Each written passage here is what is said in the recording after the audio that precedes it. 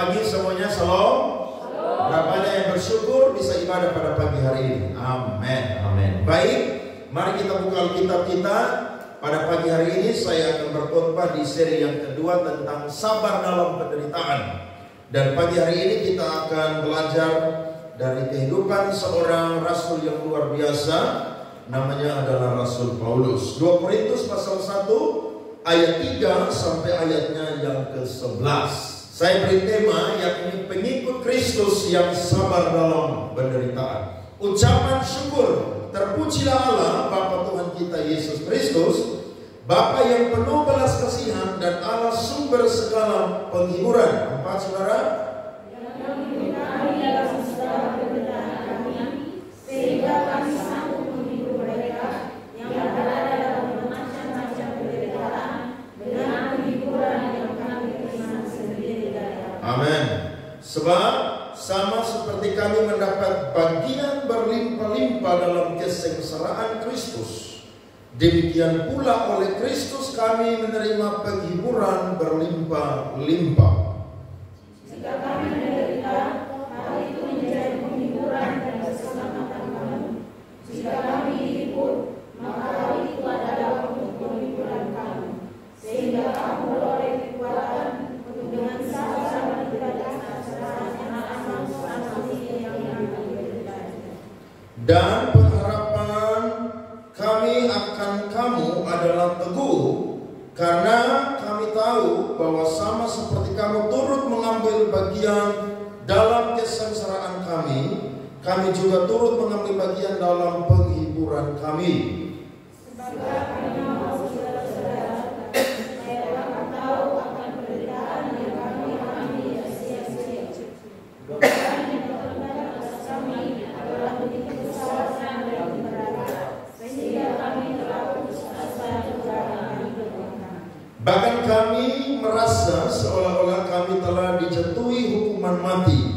Tetapi hal itu terjadi supaya kami jangan menaruh kepercayaan pada diri kami sendiri, tetapi hanya kepada Allah yang membangkitkan orang-orang mati.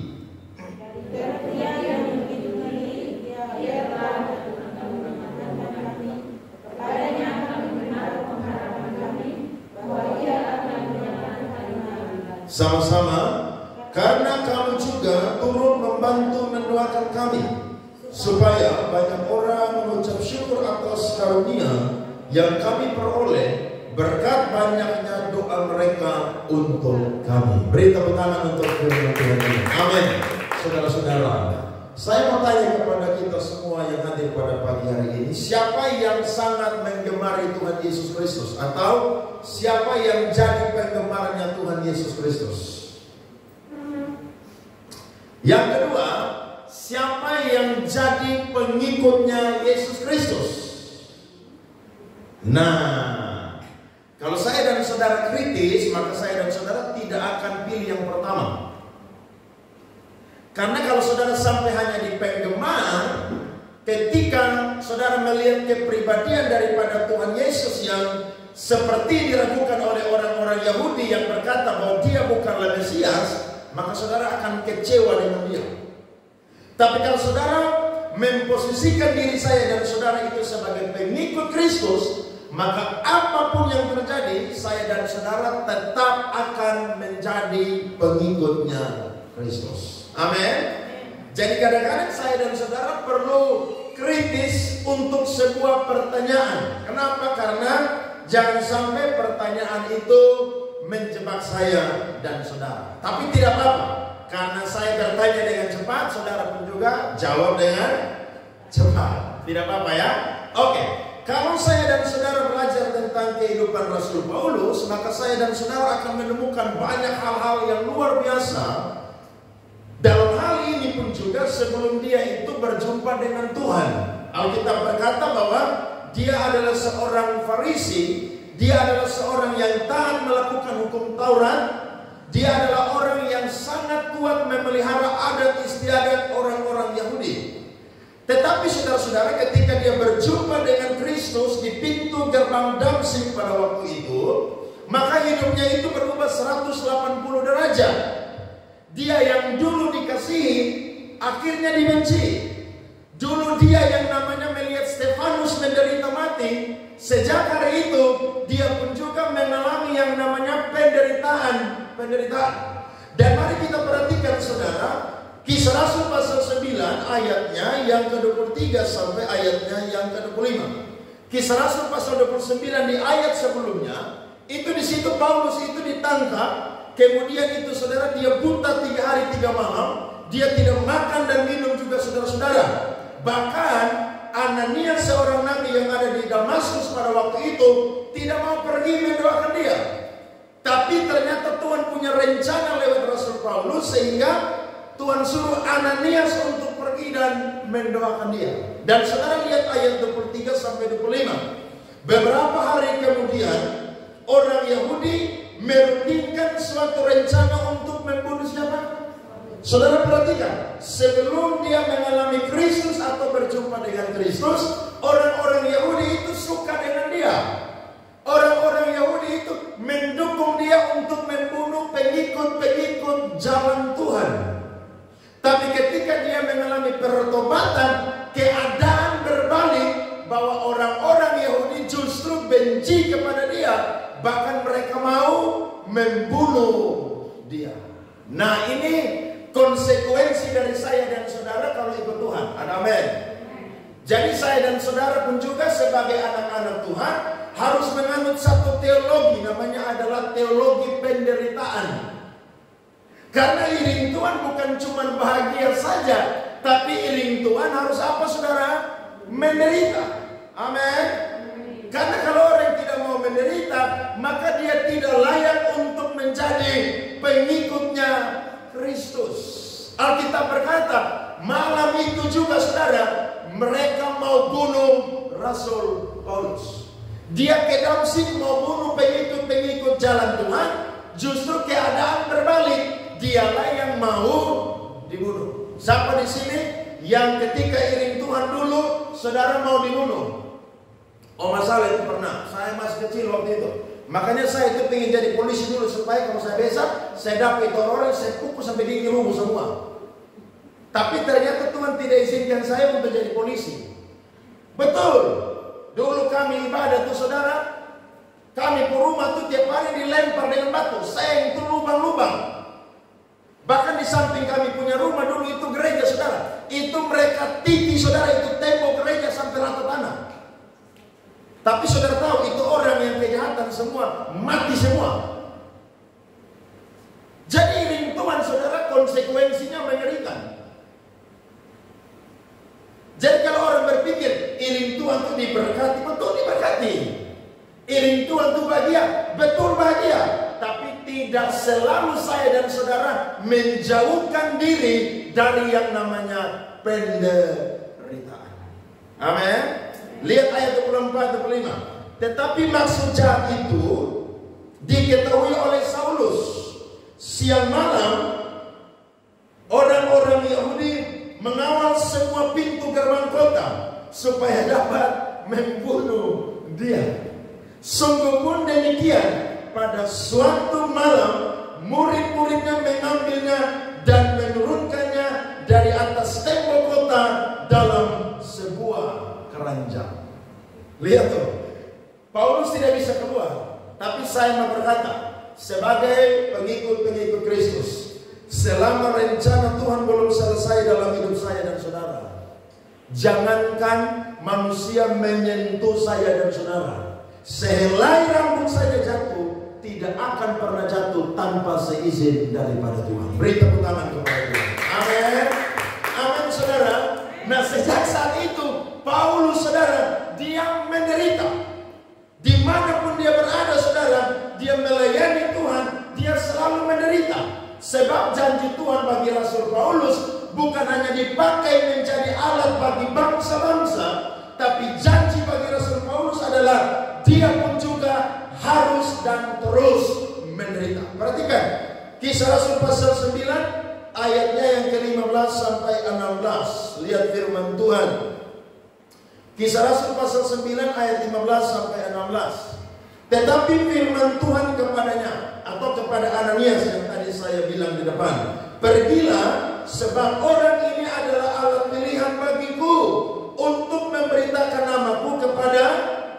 bangsa-bangsa lain serta raja-raja dan orang-orang Israel. Aku sendiri akan menunjukkan kepadanya betapa banyak apa?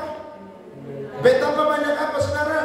Penderitaan yang harus ia tanggung oleh karena namaku. Berarti kita ini Tuhan pakai hebat luar biasa. Tapi jangan pernah mendoakan tangking yang namanya penderitaan. Karena penderitaan itu adalah bagian dari pengikut-pengikut Kristus.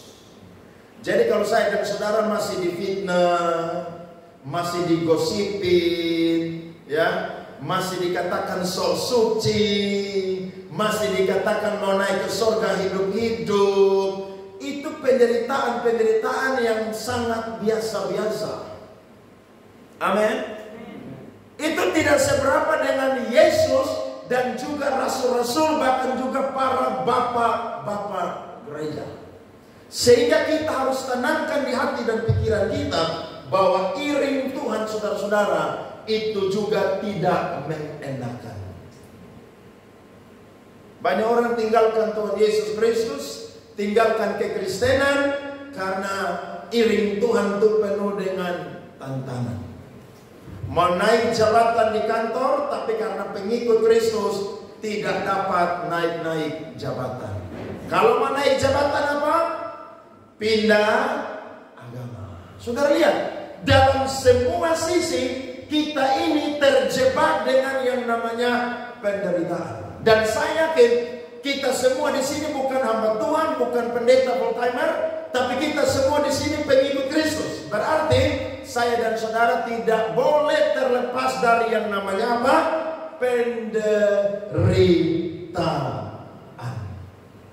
Tergantung dari mana saya dan saudara melihat penderitaan itu.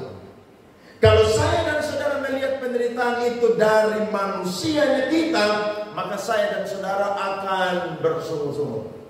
Tapi kalau saya dan saudara melihat penderitaan itu dari sisi firman Allah, maka saya dan saudara melihat dari teks yang kita baca tadi, judulnya apa, saudara? Ucapan syukur. Saudara bisa lihat dari ayat-ayat yang kita baca, sebenarnya ada alasan bagi Rasul Paulus untuk tidak mengucap syukur. Tapi karena Paulus tahu penderitaan ini adalah bagian dari seorang pengikut Kristus, maka yang keluar dari hidup Rasul Paulus, yang menjadi salah satu manifestasi dari kehidupan Rasul Paulus yang muncul adalah ucapan syukur. Jadi kalau saya dan saudara iring Tuhan, terus ada yang bilang, kalau kamu bantah-bantah dengan Bapa dan Mama, hari ini juga kamu dicoret dari kartu keluarga. Saudara pernah alami itu? Kalau hanya dicoret dari kartu keluarga tidak apa-apa. Lebih baik saya dicoret dari kartu keluarga daripada saya punya nama dicoret dari kitab kehidupan. Saudara pilih yang mana? Ingat toh, keselamatan itu sendiri-sendiri. Betul orang tua yang melahirkan kita. Amin. Menghormati orang tua. Tapi kalau sampai saya dan saudara iring Tuhan dan ada orang tua yang melarang saya dan saudara untuk jadi pengikut Kristus dan pakai ancaman-ancaman model begitu, bilang sama orang tua, bukan kurang ajar, tapi kita harus lawan karena keselamatan itu sendiri-sendiri. Kalau Bapak di Mama mau ke neraka ya silakan, saya mau ke surga. Silakan coret saya dari daftar kartu keluarga, tidak apa-apa. Daud aja bilang begini, sekalipun manusia menolak aku, ayah dan ibuku menolak aku, tapi Tuhan menyambut aku. Saudara pilih sambutan manusia atau sambutan Tuhan yang paling enak? Sambutan Tuhan itu yang paling enak. Sambutan Tuhan itu yang paling istimewa, saudara-saudara. Paulus mengalami penderitaan, tapi ternyata yang keluar dari hati, dari hidup dia adalah ucapan syukur. Amin. Saudara mau mengucap syukur ketika menghadapi penderitaan? Orang yang mengucap syukur berarti dia adalah orang yang sabar dalam penderitaan. Minggu lalu istrinya Ayub itu tidak sabar dalam penderitaan. Makanya dia bilang, kutukilah Allahmu dan apa? Matilah. Tapi Ayub bilang apa, saudara masih ingat? Engkau berkata seperti apa? Perempuan apa? Gila. Masa kita hanya mau menerima yang baik dari Allah, sedangkan yang tidak baik kita tidak mau menerima. Ibu-ibu, istri-istri, kalau suami kere, suami bangkrut, kenapa ya kak? Saudara harus tetap yang namanya cinta Tuhan dan cinta suami. Amin. Jangan saudara bilang, mati aja kau. Wow, itu istri durhaka itu. Ya, jangan cinta pas papa atau suami punya dompet tebal saja. Tapi biar dia kere, dia bangkrut, kenapa ya kak? Justru di situ kesempatan untuk saudara sabar dalam menghadapi penderitaan itu, sambil saudara berdoa minta pemulihan daripada Tuhan. Saya percaya Tuhan tidak pernah mengalihkan pandangannya daripada orang-orang yang benar. Beri tepuk tangan kepada Tuhan. Amin, saudara-saudara. Nah, Rasul Paulus tulis surat ini, saudara, kepada jemaat Korintus. Kalau saudara dan saya belajar peta perjalanan Rasul Paulus, maka jemaat Korintus adalah jemaat terakhir yang Rasul Paulus itu tanam dalam perjalanan misinya yang kedua. Kurang lebih tahun 50 Masehi. Dan di Korintus, saudara, dia pun juga menghadapi tantangan yang hebat. Kenapa? Karena ketika dia ada di Korintus, nanti saudara baca Kisah Rasul 18 jelas. Paulus itu mau dibunuh. Sampai-sampai Tuhan utus malaikat Tuhan dan bilang sama Rasul Paulus, Paulus, jangan takut. Teruslah memberitakan Injil. Sebab banyak umatku di kota ini. Akhirnya Paulus tidak pergi dari situ. Tapi dia tinggal 1 tahun 6 bulan atau 1 tahun setengah. Dan lewat pemuridan, lewat khotbah, lewat pengajaran, gereja di Korintus itu, saudara, lahir. Bahkan kalau saya dan saudara baca 1 Korintus pasal 1 dari ayat 3 sampai 7, nanti baca di rumah, saudara akan menemukan bahwa jemaat-jemaat Korintus adalah jemaat-jemaat yang kaya dalam segala hal. Mereka kaya dalam perkataan, mereka kaya dalam pengetahuan.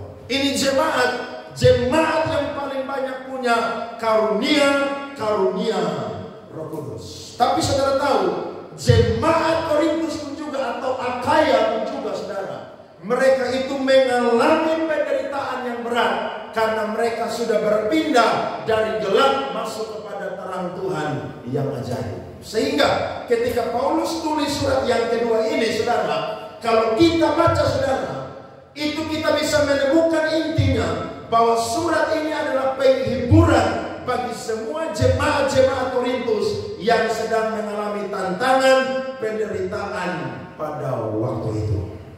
Kita akan melihat, saudara, bagaimana alasan bagi saya dan saudara sebagai pengikut Kristus harus sabar dalam penderitaan. Kita akan belajar dari Rasul Paulus dan juga orang-orang Korintus. Yang pertama, saya sudah catat, saudara perhatikan di layar depan. Karena Yesus Kristus telah menjadi teladan sabar dalam penderitaan. Kenapa saya dan saudara sebagai pengikut Kristus harus mau yang namanya sabar dalam penderitaan? Jawaban yang pertama adalah karena Kristus terlebih dahulu menjadi teladan dalam soal sabar dalam penderitaan. Itu sebabnya kalau saya dan saudara menderita, pandang salib Kristus. Karena kalau saya dan saudara lihat keadaan sekeliling kita, maka kita pasti akan lemah. Kita pasti akan putus asa. Tapi kalau kita pandang salib Kristus, maka saya dan saudara akan tetap sabar dalam penderitaan. Karena simbol kekristenan dahulu sampai hari ini, saudara, adalah apa? Salib. Makanya tidak heran ada banyak orang pakai kalung yang matanya salib, anting yang matanya salib, bahkan sampai kakinya pun juga pakai kalung, matanya itu apa, saudara? Salib. Karena dia merasa ketika ada salib Kristus bersama dengan saya, maka saya aman. Saudara-saudara, ketika kita memandang kepada salib Kristus, maka kita akan melihat bahwa karena kitalah Yesus mau tergantung di Kalvari atau Golgota pada waktu itu. Kalau kita kita mau yang namanya lihat keadaan kita, maka saya dan saudara akan putus asa. Tapi kalau kita lihat salib Kristus, saya yakin saudara lihat begini. Yesus itu dicambuk saudara sampai hancur-hancur. Dia dimakotai dengan mahkota duri. Dia pikul salib sampai-sampai dia tidak kuat lagi. Seorang yang bernama siapa?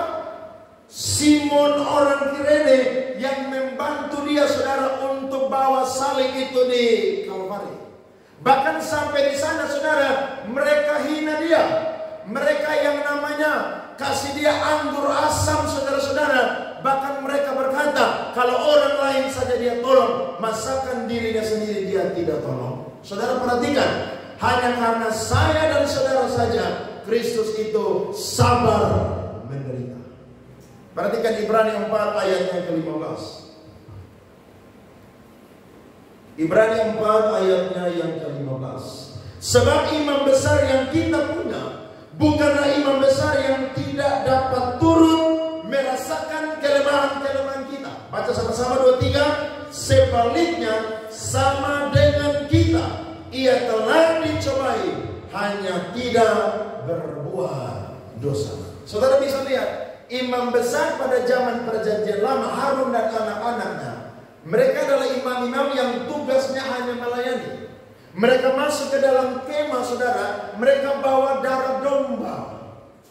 Tapi Yesus saudara, karena untuk saya dan saudara saja, dia rela mencurahkan darahnya untuk menebus kita. Amin. Bahkan sebelum dia ditangkap saja saudara-saudara, ketika dia berdoa di Getsemani itu saudara, itu dia punya keringat saudara berubah menjadi darah. Makanya ketika kita nonton film The Passion of the Christ itu tidak seberapa.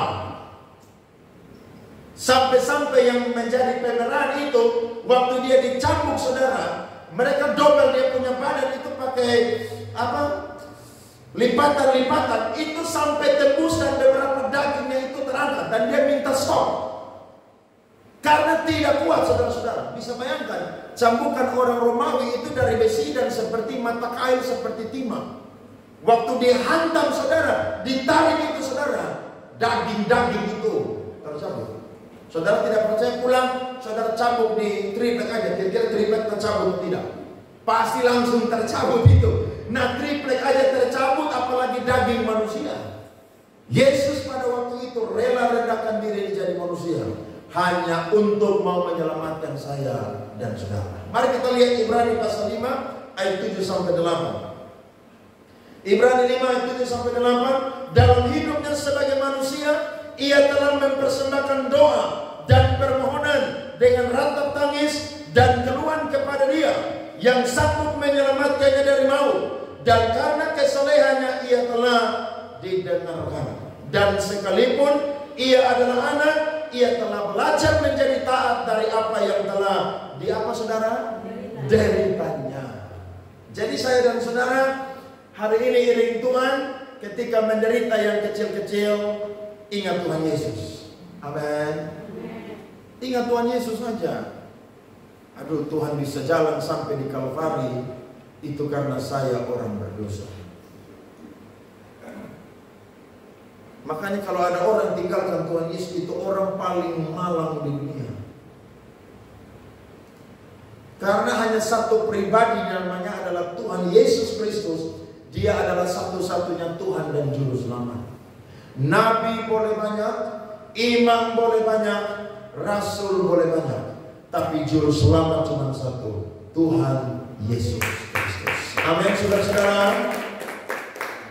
Jadi ayo sabar menderita sebagai pengikut Kristus. Kalau saya dan saudara lahir dari orang tua yang Kristen, mungkin tantangan kita tidak seberapa. Tapi kalau ada saudara yang lahir dari orang tua yang bukan Kristen, wah pasti itu tantangannya tuh berat sekali. Ada anak-anak yang ketika dia pindah menjadi Kristen, itu orang tuanya berkata, saya tidak mau kenal engkau lagi. Konsekuensi. Ya sebagai manusia kan tidak tega toh. Masa orang tua yang melahirkan kita, kemudian kita tidak menghormati orang tua. Tapi ingat, dalam tanggung jawab untuk keselamatan jiwa saya dan saudara, itu tidak ada yang namanya kompromi. Amin. Itu seni mengiring Tuhan. Makanya ada seorang ahli Taurat, dia berkata kepada Yesus, "Guru, Yesus, aku akan mengikut engkau kemanapun engkau apa? Pergi." Yesus bilang begini, serigala mempunyai liang, burung mempunyai apa? Sangkar. Tapi anak manusia tidak mempunyai tempat untuk apa? Meletakkan kepala. Berani ikut Yesus?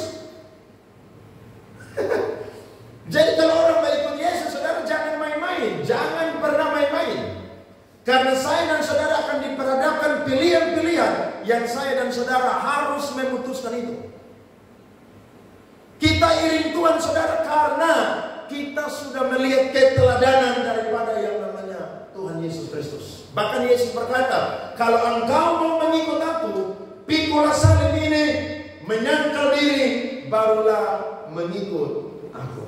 Jadi iring Tuhan itu harus total.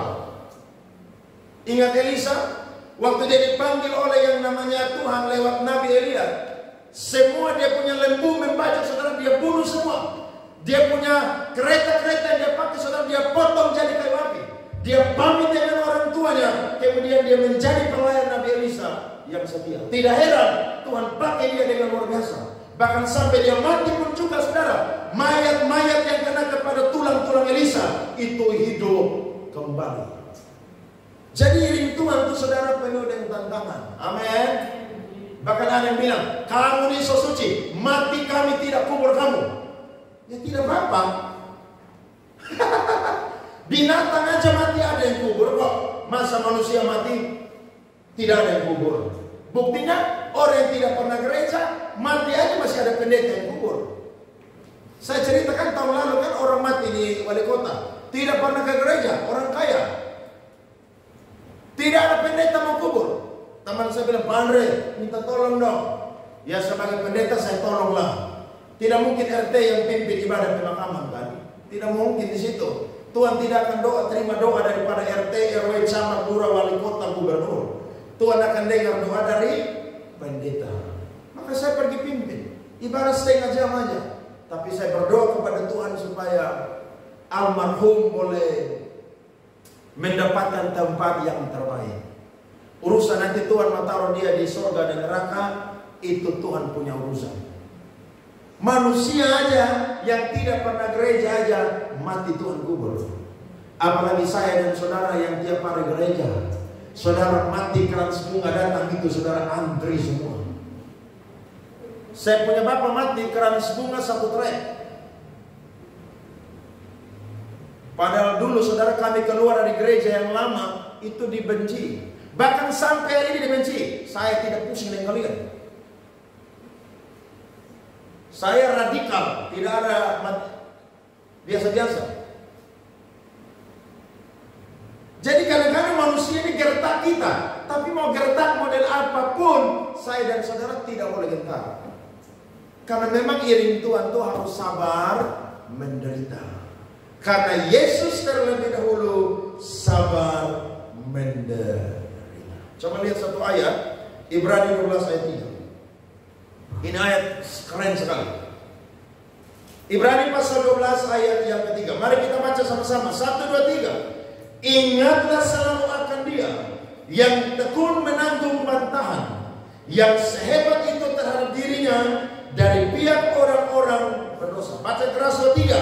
Supaya jangan kamu menjadi lemah dan putus asa.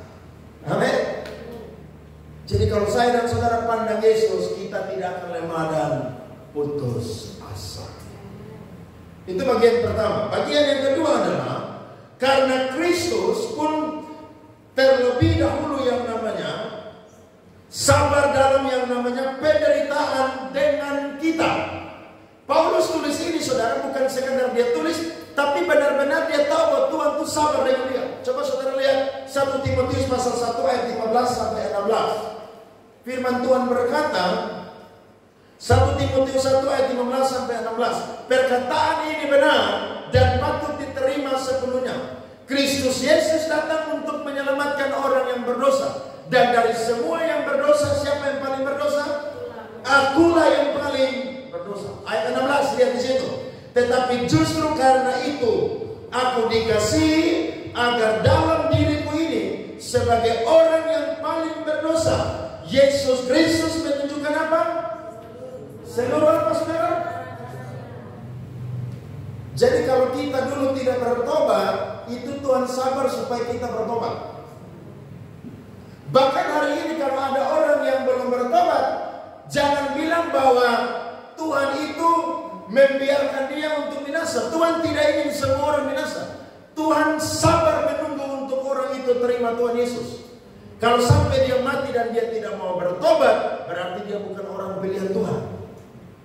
Paulus sadar bahwa Tuhan Yesus pernah sabar dengan dia. Tidak heran waktu dia berjumpa dengan cahaya Kristus di Damsyik, Tuhan bilang begini, Saulus, Saulus, mengapa engkau menganiaya aku? Kalau saudara hitung rentetan waktu, Paulus menganiaya itu bukan beberapa minggu, bulan. Itu dia yang namanya menganiaya pengikut-pengikut jalan Tuhan itu, saudara, berbulan-bulan. Stefanus mati, salah satu orang yang menyetujui dan ada di situ adalah Rasul Paulus. Jadi ketika suara Tuhan datang, Tuhan bilang, mengapa engkau menganiaya orang Kristen? Tidak. Suara Tuhan bilang begini, mengapa engkau menganiaya? Saudara coba nanti pulang buka YouTube, nonton kesaksian dari pendeta Yusuf Roni. Dia masuk penjara 6 Tuhan karena jadi orang Kristen. Orang tahu dia, kalau Bapak kembali kepada agama sebelumnya, hari ini pun juga Bapak bebas. Dia berkata, sekali saya ambil keputusan untuk mengikut Yesus, maka saya akan tetap menjadi pengikut Yesus. Penjara 6 tahun. Tapi tahukah saudara, selama di penjara dia baca Alkitab itu berulang-ulang. Tidak heran ketika dia keluar, Tuhan pakai dia jadi hamba Tuhan yang hari ini melayani sampai bangsa-bangsa.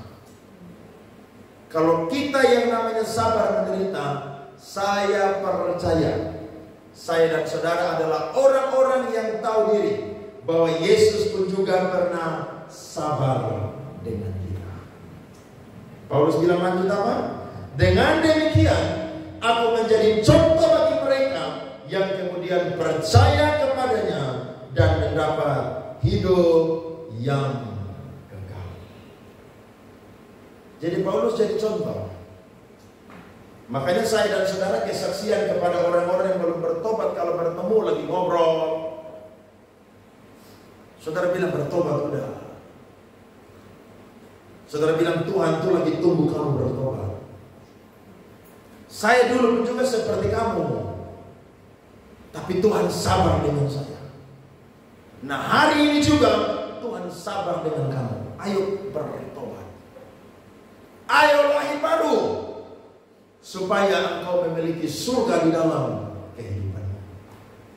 Tuhan selalu sabar dengan kita. Bahkan sampai hari ini saya dan saudara buat dosa aja, Tuhan selalu sabar dengan kita. Amin. Tuhan tidak buang kita, tapi ketika kita jatuh dalam dosa, Dia tetap yang namanya menopang kita, sehingga saya dan saudara tidak jatuh sampai tergeletak. Kalau kita baca dari Kisah Para Rasul sampai kepada surat-surat Paulus, kita menemukan bahwa orang yang iring Tuhan, salah satu karunia yang dia dapatkan juga adalah karunia penderitaan.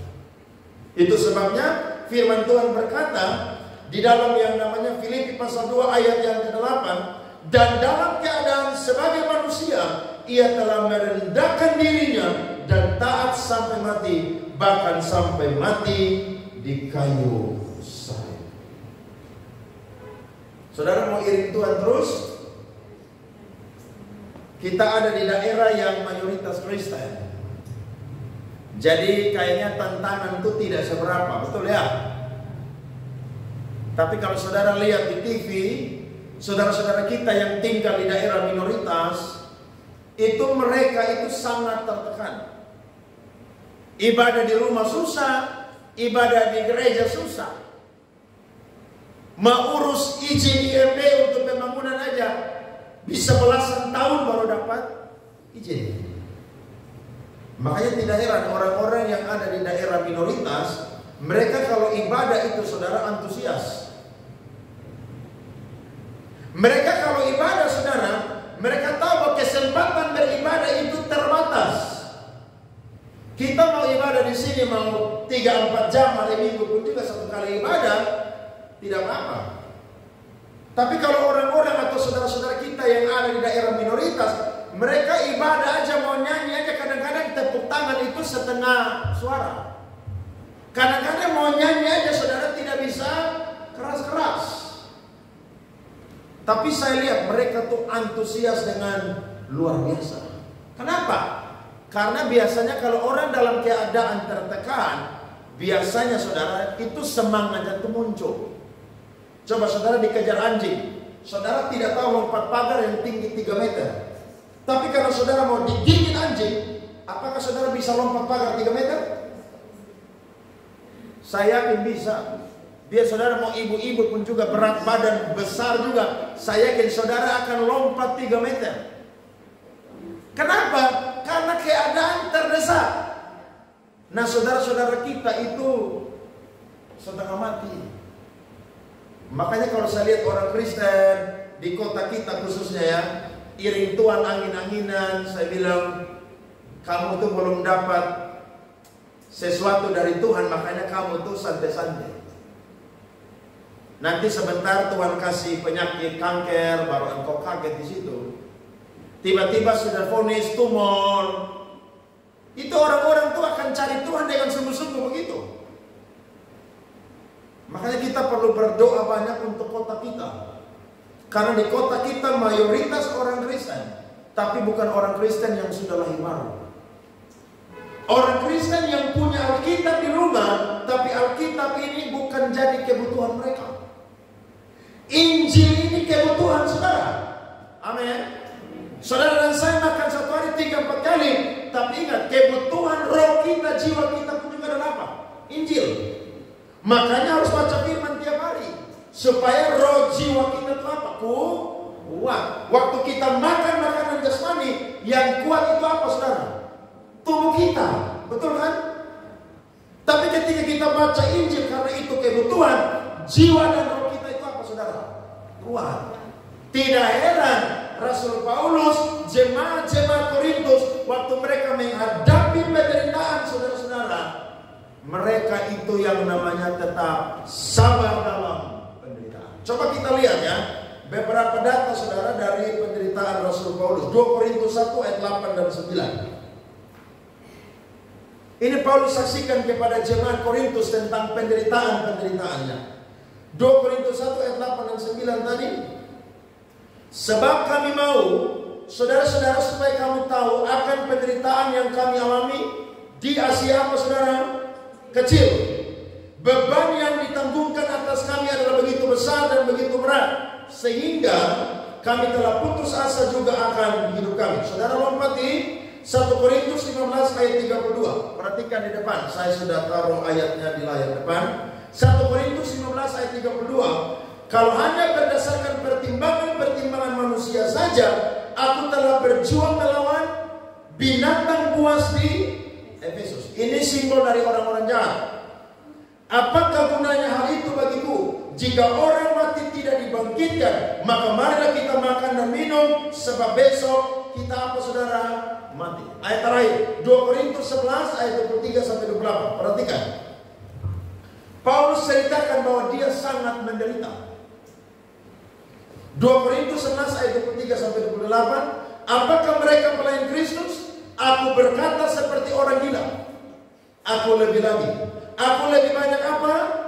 Berjeri lelah. Buktinya, kalau saudara baca perjanjian baru, kurang lebih ada 14 surat yang Rasul Paulus tulis. Setengah dari perjanjian baru itu tulisan Rasul Paulus. Bahkan seorang teolog namanya John Stott, dia berkata, kalau tidak ada tulisan Rasul Paulus, maka Injil itu bisa digoyahkan. Tapi karena ada tulisan-tulisan Rasul Paulus, Injil tidak akan pernah digoyahkan. Amin. Dia berkata seperti orang gila, aku lebih banyak berjerilah, lebih sering di dalam apa sekarang? Penjara. Didera di luar batas, kerap kali dalam bahaya maut. 5 kali aku disesal orang Yahudi, setiap kali 40 kurang 1 pukulan.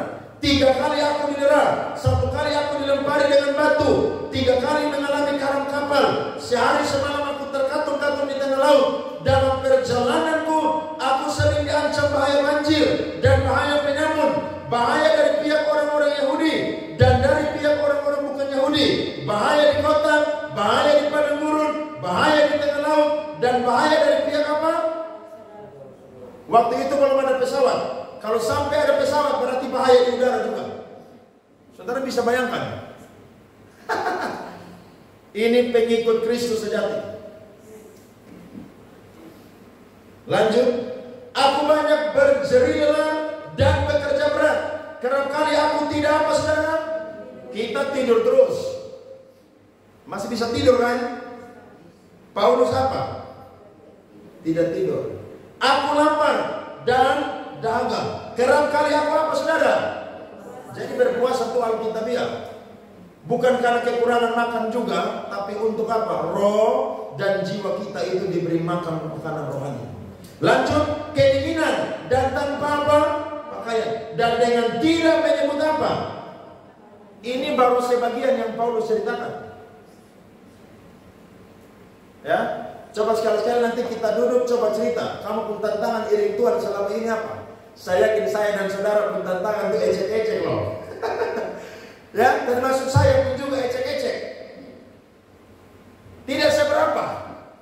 Makanya ketika kita baca firman Tuhan kita sadar, aduh Tuhan, saya pun tantangan tidak seberapa. Tantangan tidak seberapa, tapi saya pun pemalas juga luar biasa. Ya, firman Tuhan ini bukan untuk saudara saja, untuk saya juga.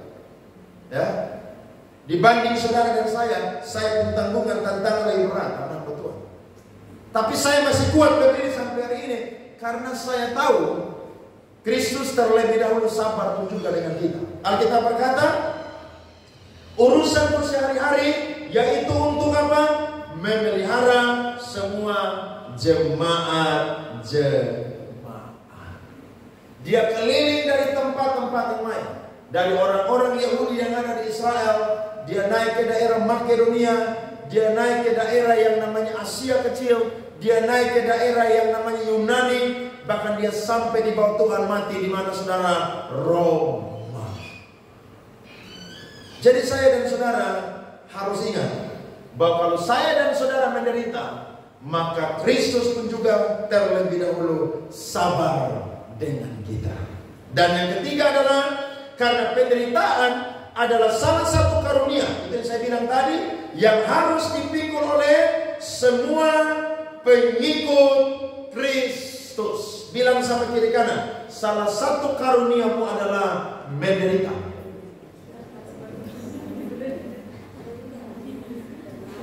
Menderita bukan karena tidak ada uang, tapi menderita karena saudara jadi pengikut Kristus. Coba baca Filipi 1 ayat 29.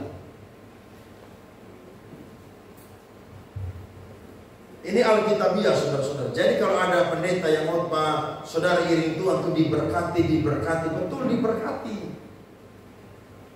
Tapi salah satu kasih karunia yang Tuhan berikan kepada orang percaya pun juga apa? Menderita. Banyak pendeta sekarang saudara khotbah mengenakan telinga jemaat. Bahkan baru-baru ada pendeta yang viral. Dia berkata, Alkitab tidak pernah mengajarkan bahwa baca Alkitab, tapi renungkan firman Tuhan. Bahkan dia anti dengan khotbah-khotbah yang doktrin. Saya bilang ini pendeta jadi-jadian. Saya lihat ada banyak pendeta yang hantam dia di YouTube, sisa saya yang belum. Saya tunggu coba beberapa hari untuk kasih masukan. Kasihan orang kalau jadi pendeta jadi-jadian modelnya begitu. Hanya mau cari keuntungan dalam melayani Tuhan, hanya ingin kaya, perut enak, saudara makan enak, khotbah yang model begitu. Tidak bisa. Alkitab berkata, mari kita baca Filipi 1 ayat 9, 1, 2, 3. Sebab kepada kamu dikaruniakan bukan saja untuk percaya kepada Kristus, melainkan apa? Juga untuk apa? Menderita untuk Dia. Itu salah satu karunia kita. Jadi kalau kita menderita demi Kristus, berarti itu apa? Kasih karunia. Amin, saudara-saudara. Jadi jangan lari dari hal ini. Jangan pernah lari. Jangan pernah lari. Saya belum pernah ditampar orang ketika jadi hamba Tuhan loh. Belum pernah. Tapi kalau besok-besok ada yang tampar karena melayani Tuhan, saya sorong. Tapi kalau saya lagi duduk-duduk dan kamu tampar, berarti kamu cari hal itu di nama. Karena Injil rela menderita. Berarti saya ulang kembali. Salah satu teologi yang harus saya dan saudara anut adalah apa? Teologi penderitaan. Harus menderita. Karena itu saudara-saudara Alkitabiah. Dan Alkitab mencatat yang sudah saya singgung tadi. Rasul Paulus mati saudara, kepalanya dipancung oleh Kaisar Nero. Saya punya kisah-kisah rasul-rasul itu mati dengan cara-cara yang tidak menyenangkan.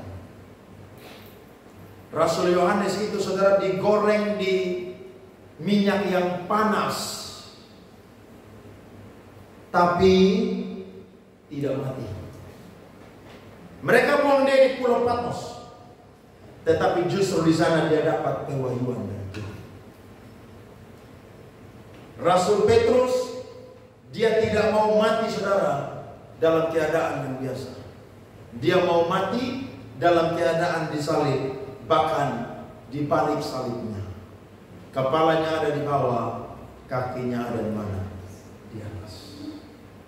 Dan kalau saya dan saudara baca martir-martir rasul-rasul yang mati, ada yang digergaji, ada yang dijadikan obor menyala hidup-hidup.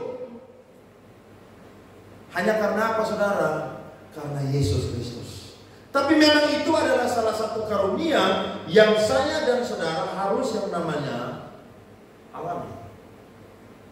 Karena orang yang dapat karunia dari Tuhan, salah satu karunianya adalah pun juga yang Tuhan beri adalah sabar. Kalau saya dan saudara baca 1 Korintus pasal 13 ayat 4 dan 7, di situ ayat itu bunyi yang pertama berkata, kasih itu sabar. Coba lihat 1 Korintus 13 ayat 7. Lompat ayat 7. Mari kita baca firman Tuhan. 1 Korintus pasal 13 ayatnya yang ke-7. Mari baca sama-sama. Kasih itu menutupi segala sesuatu, percaya segala sesuatu, mengharapkan segala sesuatu apa? Sabar menanggung apa? Berarti kalau saya dan saudara punya karunia, maka saya dan saudara pun juga sabar menanggung segala sesuatu. Amin. Kalau saudara iring Tuhan, keluarga marah saudara, larang saudara, bahkan tampar saudara, tetap datang gereja. Amin. Doakan dia, sebentar lagi Tuhan akan beracara dengan dia. Kalau saudara lawan dia, saudara tidak punya kekuatan. Tapi kalau saudara bawa dia dalam doa, itu dia bahaya saudara-saudara. Karena Tuhan yang akan berurusan dengan dia. Manusia itu kuat kalau dia masih sehat. Tapi kalau dia sudah terbaring di rumah sakit, biar kamu mau kuat bagaimanapun juga, kamu akan angkat tangan minta apa? Kesembuhan daripada Tuhan. Makanya di rumah sakit yang ada di kota ini, di setiap rumah sakit ada pendeta-pendeta yang ditempatkan di situ. Supaya apa? Tiap hari kunjungi semua pasien yang ada untuk apa? Mendoakan mereka. Karena biar orang mau geng kunjung, tapi kalau info sudah masuk saudara, itu alat di rumah sakit udah jalan bunyi saudara. Wah itu semua orang takut saudara. Tapi kalau kita yang sudah dalam Tuhan, kalau waktu memang Tuhan memanggil kita, kita pasti bilang, kalau memang ini waktunya Tuhan, saya siap, Tuhan angkat saya. Saudara tidak ketakutan, karena ketika mati, surga menanti kita. Saya ingat satu cerita, ada seorang muridnya Rasul Yohanes, langsung murid Rasul Yohanes. Namanya itu adalah Polikarpus. Dia itu seorang martir, saudara-saudara. Pada waktu itu abad kedua, orang Kristen ditekan luar biasa. Bahkan semua orang Kristen harus mengakui bahwa Kaisar itu adalah Tuhan. Polikarpus ini disuruh untuk menyangkal. Mereka bernegosiasi dengan dia, saudara-saudara. Dan itu bukan cuma 1-2 kali, saudara-saudara, tapi itu kurang lebih 3 kali. Kalau engkau mengaku bahwa Kaisar itu adalah Tuhan, maka kutukilah Yesus Kristus. Ada satu kalimat yang terkenal dari Polikarpus, saudara, yang saya coba bacakan untuk kita semua pada pagi hari ini. Polikarpus tidak mau mengakui Kaisar itu adalah Tuhan dan tidak mau mengutuki Yesus itu sebagai Tuhan. Tapi dia tetap berpegang bahwa Yesus itu adalah Tuhan. Dia berkata begini, selama 86 tahun aku telah mengabdi kepada Kristus, dan ia tidak pernah menyakitiku. Bagaimana aku dapat mencaci Rajaku yakni Kristus yang telah menyelamatkan aku? Akhirnya saudara tahu, Polikarpus ini, saudara, dia ini dibakar, saudara-saudara, hidup-hidup. Tapi saudara tahu, ketika dia dibakar, dia punya tubuh itu sama seperti Sadrak, Mesach, Abednego. Tidak hangus sedikit pun. Bahkan yang keluar, saudara, bukan bau bakaran, tapi yang keluar itu, saudara, bau harum. Akhirnya api itu dimatikan, saudara, dan mereka melanjutkan hukuman bagi dia. Mereka tombak dia, saudara, sampai mati. Tapi saya mau berkata, darah orang Kristen, darah martir itu darah gereja. Orang Kristen biar mau dihambat model apapun, kekristenan akan terus berkembang sampai ujung bumi. Amin. Gereja mau dihambat model apapun, gedung boleh dihambat, tapi kepribadian orang-orang Kristen, bahkan ajaran orang Kristen tidak akan pernah bisa untuk dihambat. Dari 12 orang bertambah. Hari ini jumlah orang Kristen di seluruh dunia 2,9 miliar orang Kristen. Berarti penderitaan akan menghasilkan berkat-berkat yang luar biasa. Amin, saudara. Menderita ada upah yang Tuhan sediakan bagi kita. Sama seperti Stefanus ketika dia mati, dia lihat Tuhan Yesus berdiri di sebelah mana, saudara? Sebelah daripada Allah Bapa. Belum masuk surga, saudara, baru dirajam saja sudah lihat apa? Surga. Berarti ketika saya dan saudara menderita, sabar dalam penderitaan sebagai pengikut Kristus, ada upah-upah yang Tuhan sediakan bagi kita. Ada, amin? Yang pertama saya bisa bagikan sesuai dengan firman Tuhan adalah surga menanti saya dan saudara. Mari kita baca firman ini, 2 Korintus pasal 4 ayat 17 sampai 18. 2 Korintus 4 ayat 17 sampai 18. 1, 2, 3. Sudah ketemu? Mari baca di depan. Sebab penderitaan apa? Paulus bilang ini loh. Bayangkan yang tadi kita sudah baca, Paulus bilang penderitaan apa? Berarti saya dan saudara punya penderitaan ringan atau paling ringan? Paling ringan ya Pak Bene, Om Bene ya? Paling ringan. Sangat-sangat ringan. Bahkan ditimbang mungkin tidak sampai setengah ons pun juga. Makanya saya itu kalau lihat orang Kristen dapat tantangan sedikit langsung mundur. Saya bilang orang model begini tidak masuk surga. Dapat tantangan itu maju. Kan saya sudah bilang ulang-ulang, suami istri ada di dunia loh. tapi mati tidak ada hubungan suami istri lagi. Jadi selama di dunia suami istri bilang iring Tuhan, cinta Tuhan. Anak-anak juga begitu. Selama di dunia orang tua itu orang tua kita. Tapi waktu mati masing-masing tanggung jawab sendiri-sendiri. Dihakimi pribadi demi pribadi. Paulus bilang, sebab penderitaan ringan yang sekarang ini mengerjakan bagi kami kemuliaan kekal yang melebihi segala-galanya, jauh lebih besar daripada penderitaan kami. Sebab kami tidak memperhatikan yang apa, saudara? Kelihatan. Melainkan yang apa? Tak kelihatan. Karena yang kelihatan adalah sementara. Sedangkan yang tak kelihatan adalah apa, saudara? Kekal. Berarti sekarang yang kita alami ini cuma apa? Sementara. Amin. Tantangan penderitaan cuma apa? Sementara. Berarti badai akan berlalu. Lembah kekelaman akan kita lewati. Musim-musim padang gurun dalam hidup kita akan kita lewati. Surga akan menanti saya dan saudara. Dan Wahyu 21 ayat 1 sampai 4. Mari kita baca firman ini. Wahyu 21 ayat 1 sampai 4. Alkitab berkata, lalu aku melihat apa? Langit yang baru dan apa?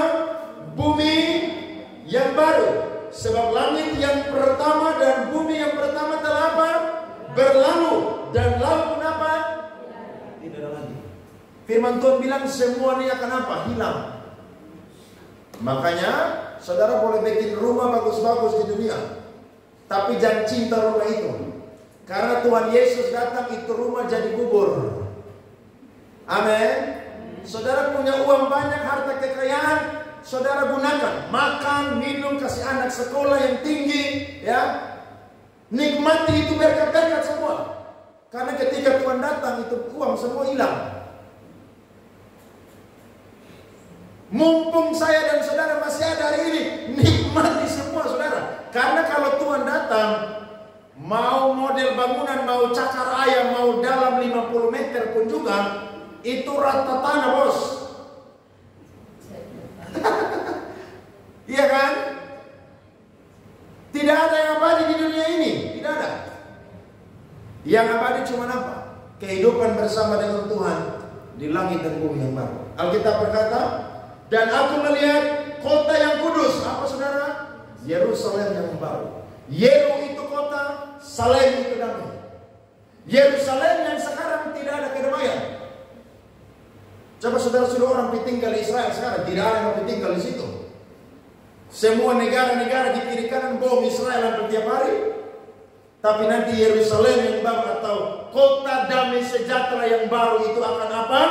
Turun dari surga, dari Allah, yang berhias bagaikan pengantin perempuan yang berdandan untuk apa? Suami. Mari baca ayat 3-4 keras sama-sama.